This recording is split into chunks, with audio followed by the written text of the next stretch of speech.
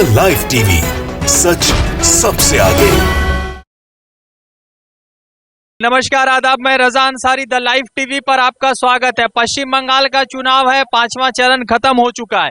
कमरहट्टी में, फिर उसके बाद जो है विधाननगर पर अलग अलग जगहों पर थोड़े से क्लैशेस के सामने आए। कई जगह पर जो है कमरहट्टी में एक जो है बीजेपी के जो बूथ एजेंट थे उनकी मतलब के मृत्यु हो गई है। उसमें किसी तरह का कोई हमला नहीं है, उसका जो नेचुरल मौत होती है वही हुई है। और दूसरी तरफ सवाल यह है कि 5वां चरण खत्म होने के बाद जानेंगे कि भारतीय जनता पार्टी का क्या पोजीशन है। और मोदी जी को लेकर जो लगातार कहा जा रहा है कि हम सरकार में आ रहे हैं, तो उनसे जो है कुछ महिलाएं कुछ पुरुष है, तो उनसे जानेंगे कि मोदी जी को लेकर क्या विचार है और जिस विधानसभा में खड़े उस पर क्या विचार है, सभी को लेकर जानेंगे। 5वां चरण खत्म हो गया तो मोदी जी के ऊपर किसी तरह का कोई क्या पोजीशन लग रहा है 5वें चरण के बाद? मोदी जी तो खुद बोल रहा है कि 100 मिल गया है, अभी और 50 बाकी है। मतलब वो लोगों का थिंकिंग है कि 150 वोट में 150 सीट में वो लोग सरकार गठन कर लेगा। और इधर पे दीदी बोल रहा है कि 200 हो गया है। अब आप लोग ही देख लीजिए, देख लीजिए ये 200 या 150 चुनाव तो है 294 सीट का। मोदी जी बोले थे 15-15 लाख रुपया लोग इंतजार कर रहे हैं। कहा अब तक तो चल रहा है, वो अभी 15 लाख चल गया है। अमित शाह का बेटे का जय शाह का पास चल गया है। अभी कुछ ही दिन में हम लोगों का बहुत आदमी है, उन लोगों का भी बीजेपी का शुभेंदु अधिकारी का घर में चल गया है, उसका पापा का भी अकाउंट में चल गया है। चल जाता है। बोल रहा है कि हमको मौका दीजिए, सोनार बंगला होगा। सोनार बांग्ला नहीं होगा, कुछ नहीं होगा यहाँ पे। पूरा झूठ बता रहा है, पूरा झूठ बता रहा है। कुछ नहीं होगा यहाँ पे सोनार बांग्ला। सोनार बंगला नहीं होगा, लेकिन बंगला से सोना चल जाएगा। वो ये घोष बोल रहे थे ना कि गाय के दूध से सोना, तो वो सब भी आएगा। हाँ, उसका घर में जल रहता है ना। मीठा ही होता है, सुनाता है, पहली बार हम सुन रहा है। वो गाय का दूध से जो सोना निकलता है ना, वो दिलीप घोष ले लेता है खुद। इसीलिए आज देखो बात बताइए, पश्चिम बंगाल को छोड़िए, जिस विधानसभा में आप खड़े हैं वो चौरंगी है। ये बताइए कि चौरंगी में क्या है? चौरंगी जीतेगा, संतोष पाठक जिंदाबाद। 100% जीतेगा, चौरंगी 100% जीतेगा संतोष चौरंगी पाठक। में सिर्फ एक ही इंसान है, अभी काम भी कर रहा है। अब लोग डोर टू डोर नहीं देख सकते सब कुछ में। संतोष पाठक बहुत आगे है, बहुत आगे। हम लोग डोर टू डोर कर रहे हैं, अच्छा है, अच्छा रिस्पॉन्स है। भारतीय जनता पार्टी कोई पोजीशन में नहीं रहने वाली, क्योंकि झूठ का पुलिंदा कितना दिन चलेगा? ये झूठ कितना दिन चलेगा? लोग झूठ सुन सुनकर बर्दाश्त के बाहर हो चुका है। हर जगह झूठ, एक नया झूठ, हर राज्य में एक नया झूठ। आपके पास आज के डेट में 17-18 राज्य की सरकार है। आपने वहां पर क्या किया?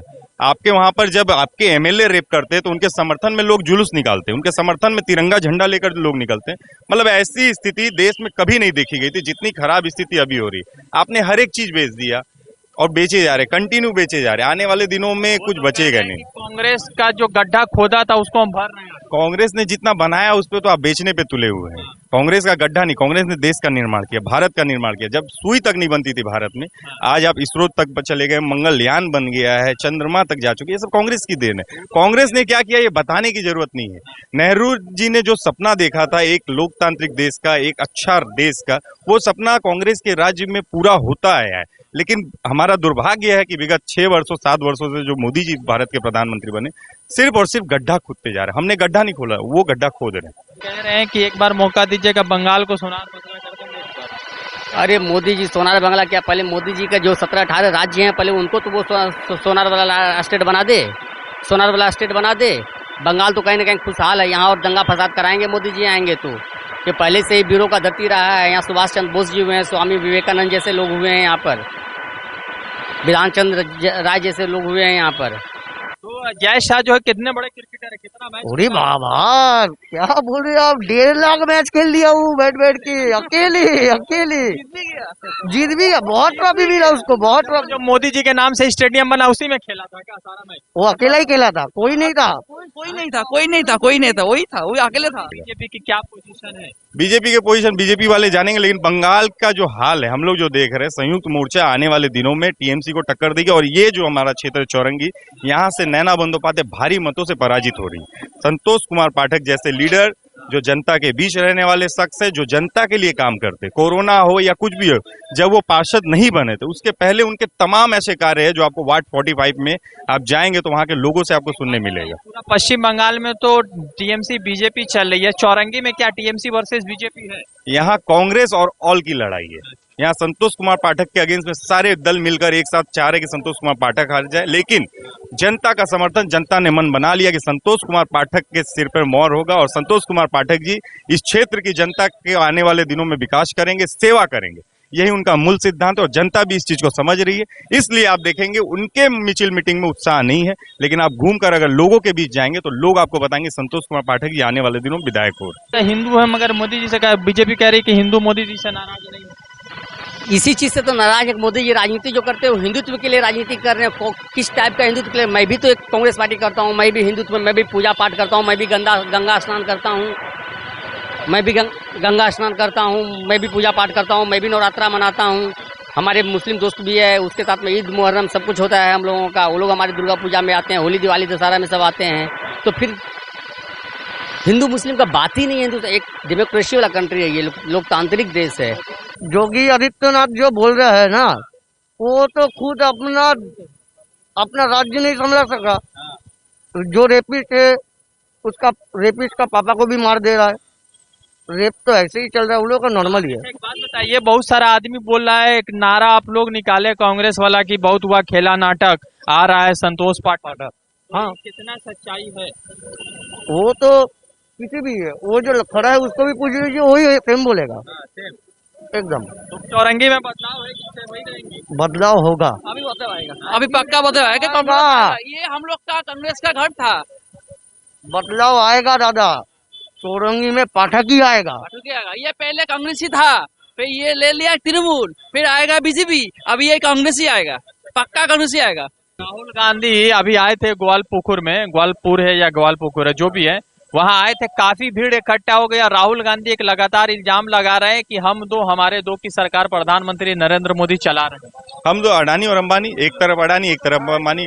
मोदी जी का मूल सिद्धांत है पूरा देश जाए भाड़ में, अडानी अंबानी का विकास होता रहे और किसी से मतलब नहीं है। हर चीज में देश कहां से खतरे में आ जाता है? मतलब पेट्रोल का दाम बढ़ा देश हित में, डीजल का दाम देश हित में, रसोई गैस का दाम देश हित में, तो हर चीज देश हित में ही होगा। देखिए, पहले क्या होता था कि आप किसी का विरोध कर दें, किसी की नीति का विरोध कर दें, जैसे पेट्रोल का दाम बढ़ा तो लोग सड़कों पे होते हैं। हमारे शासनकाल में भी लोग सड़क पे आते थे, तो तब देश हित खतरे में नहीं आता था। एक जो जेन्युइन मुद्दा है, जो जनता के बीच का मुद्दा है, 70 रुपया जब पेट्रोल था तब हम लोग $120 प्रति बैरल में खरीद के लाके यहाँ पे बेचते थे, यहाँ के लोगों को देते थे, अपने से सब्सिडी देते थे। मोदी जी के राज में क्या हुआ?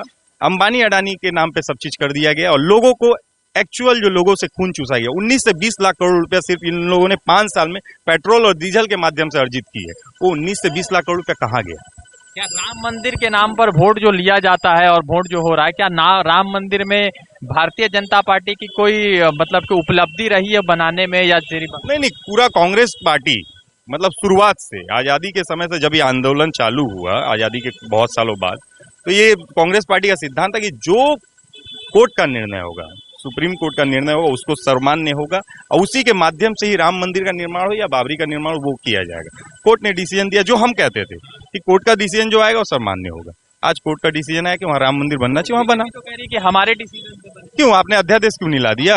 आप जब 5 साल से सरकार में थे, आप अध्यादेश लाते उसको बना लेते, लेकिन आपने तो नहीं बनाया। कोर्ट का डिसीजन आया, आप बना लिया, आपने शिलान्यास कर दिया।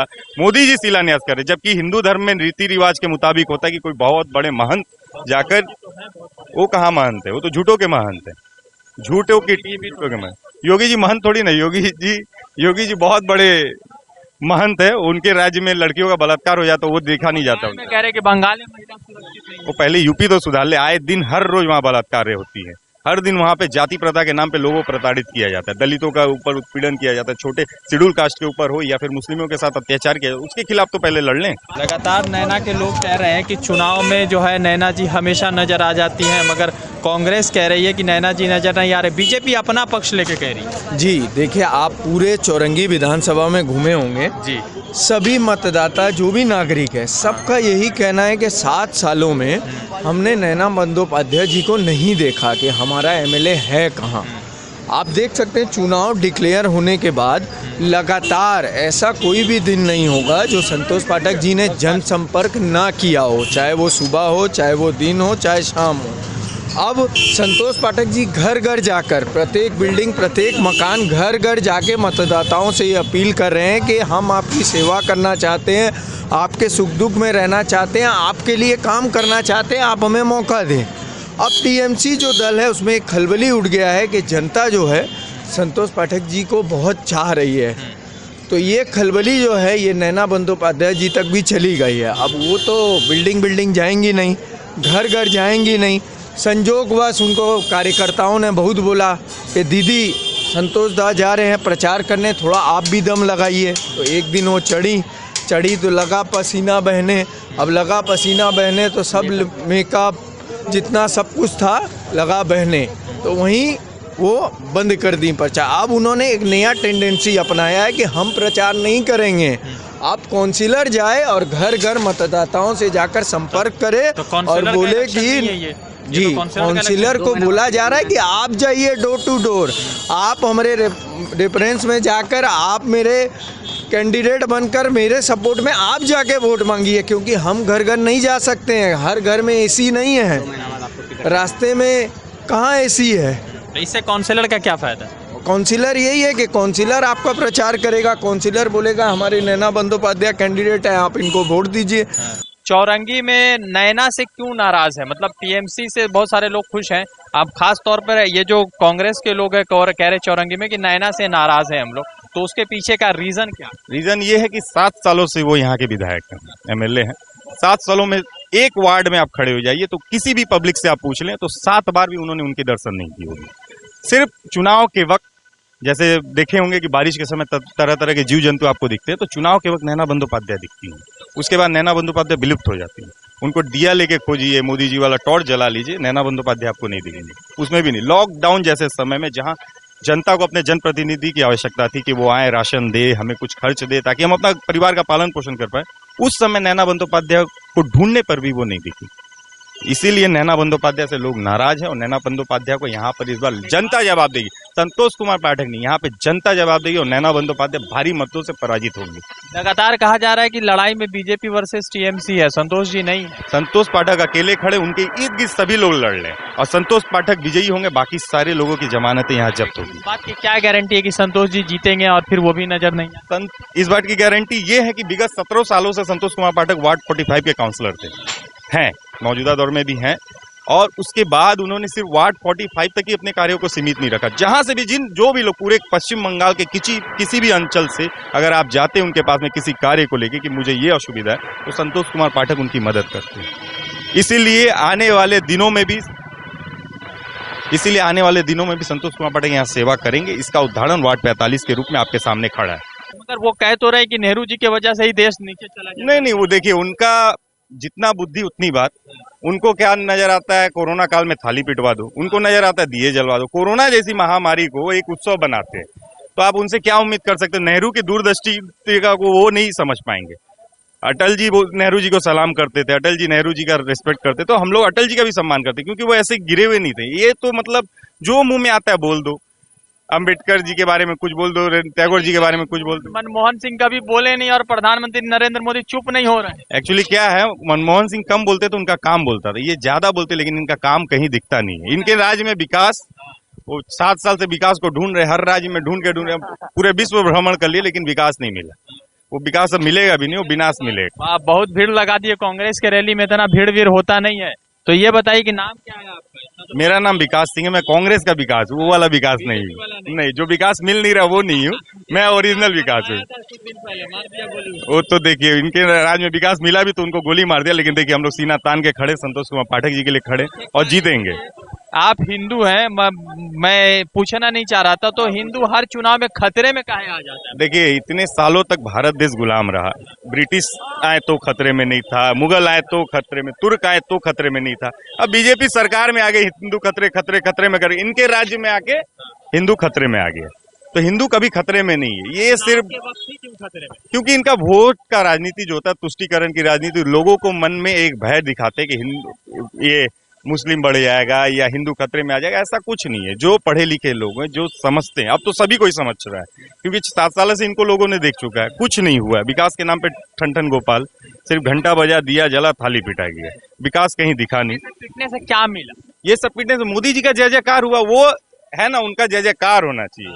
वो भीड़ में आते कुछ भी बोल दो, सब मोदी मोदी करते रहो, ये उनका मूल सिद्धांत है। मेरा जय जयकार होना चाहिए, बाकी दुनिया जनता जाए भाड़ में। कोरोना जैसे महामारी को जो उत्सव बना दिए, आज जितने लोग परेशान है कोरोना से, हर किसी के घर में आज प्रॉब्लम है, राशन का प्रॉब्लम, नौकरी का प्रॉब्लम, कईयों की नौकरी चली गई। किसने देखा? सरकार का क्या कर्तव्य था कि सबको एक जो हमारा जो एक न्याय योजना जो हमारी सोच थी 2019 का मेन मैनिफेस्टो में जो था, आज वो लागू करने का समय आ गया कि हर लोगों के परिवार चलाने हेतु एक फिक्स अमाउंट सरकार के तरफ से मुहैया कराए। और 500 रुपया महीना से सरकार नहीं चलता।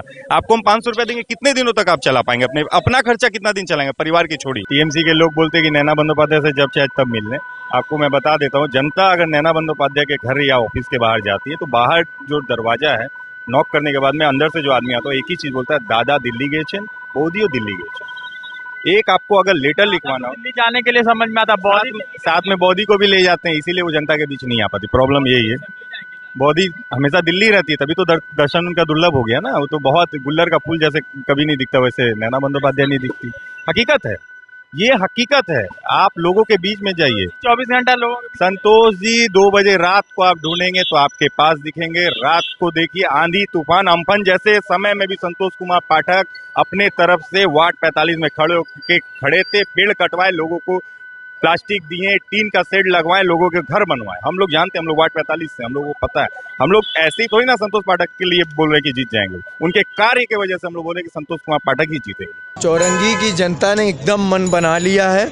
संतोष पाठक जी का जो विकास है, विकास जो उन्होंने 45 नंबर वार्ड में किया है ना, उसकी सुगंध पूरे चौरंगी विधानसभा में गूंज रही है। और इस बार चौरंगी विधानसभा की जनता चाहती है कि उनको सेवक मिले, ना कि ऐसा विधायक जो खाली लेटर अगर एक साइन करवाना पड़ता है तो वो 1 हफ्ते बाद, अगर आप कोई टीएमसी के नेता को या टीएमसी के कोई काउंसिलर को जानते हैं तो आपका काम होगा, नहीं तो वो भी आपका काम नहीं होगा। तो संतोष पाठक जी के आने के बाद बीजेपी कहाँ है लड़ाई में? देखिए, बीजेपी चौरंगी में कहीं भी नहीं है। अच्छा। कहीं भी नहीं। आप देख सकते हैं कि बीजेपी कार्यकर्ता हो या बीजेपी का इतना माहौल चल रहा है, मोदी जी बोल रहे हैं हम लोग सोनार बंगला बनाएंगे। आप चौरंगी क्षेत्र में देख सकते हैं बीजेपी का कुछ है ही नहीं। कार्यकर्ताओं में ना उत्साह है, ना कैंडिडेट में उत्साह है। यहाँ एक ही नाम है, एक ही नाम, और उसका नाम है संतोष कुमार पाठक। चलिए, धन्यवाद। लगातार पश्चिम बंगाल का चुनाव है, 5वें चरण का चुनाव कंप्लीट हो गया है। कुछ हिंदू भाइयों से बात हुई है, कुछ चूँकि ये चौरंगी विधानसभा क्षेत्र है तो लगातार लोगों से बातचीत कर रहे हैं। और जिस बार जो है चौरंगी में कुछ अलग तरह के लोग जो है, जो कांग्रेस को लोग हैं, वो बता रहे हैं कि यहाँ पर बीजेपी खेला में नहीं है, यहाँ पे हमारी लड़ाई जो है टीएमसी के साथ है। दूसरी तरफ टीएमसी कह रही है कि हम चुनाव जीत रहे, कांग्रेस भी कह रही है हम चुनाव जीत रहे। सवाल सबसे ज़रूरी ये है, मगर इतना तो तय है कि दोनों दल के लोग प्रधानमंत्री नरेंद्र मोदी से नाराज़ है और प्रधानमंत्री नरेंद्र मोदी के खिलाफ उनका गुस्सा जो है सामने आ जाता है। 5वां चरण कंप्लीट है। बीजेपी की कितनी पोजीशन है, कांग्रेस किस पोजीशन में है, टीएमसी किस पोजीशन में, वो सारी चीज़ें देखनी पड़ेगी और ये तय होगा 2 मई को। रज़ा अंसारी की रिपोर्ट, द लाइव टीवी के लिए। जुड़ते दूसरे अपडेट के साथ, धन्यवाद। द लाइव टीवी, सच सबसे आगे।